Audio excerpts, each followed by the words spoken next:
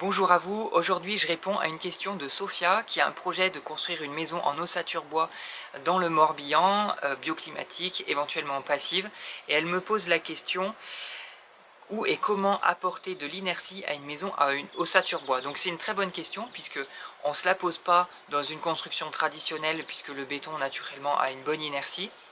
Mais par contre, en ossature bois, c'est une problématique qu'on rencontre et donc il existe des techniques pour remédier à ça et trouver l'inertie autrement.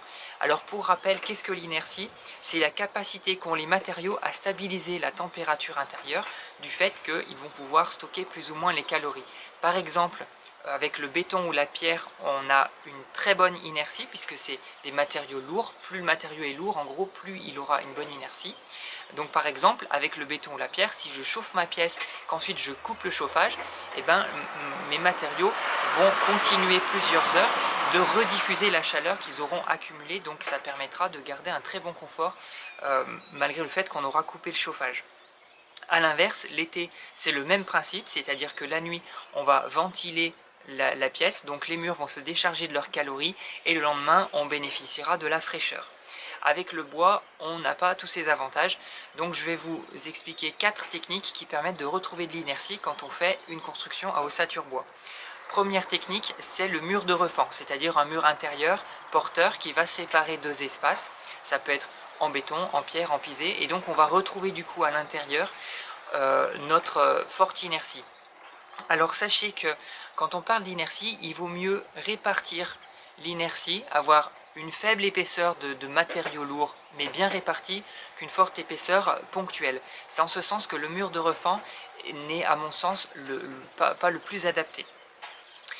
Deuxième technique, c'est la chape de ciment, et là pour le coup, ça permet justement d'avoir une inertie sur une épaisseur plus faible qu'avec un mur de refend, mais répartie dans toute la maison, puisqu'on aura du coup ça dans chaque pièce. Sachez que il faudra veiller quand on a une chape ciment à ne pas couper l'effet d'inertie par un parquet en bois par exemple. Si on met un parquet en bois, on ne bénéficiera pas de l'inertie de cette chape. Donc ce qui est bien adapté, c'est de mettre un revêtement en carrelage qui aura à peu près les mêmes propriétés que la chape du point de vue de l'inertie. Troisième technique, c'est l'enduit en terre.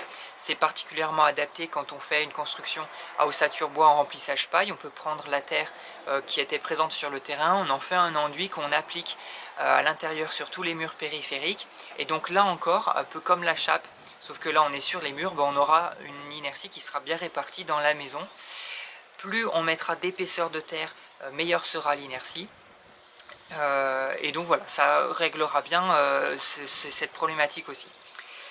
Quatrième technique, c'est les blocs de chaux-chanvre.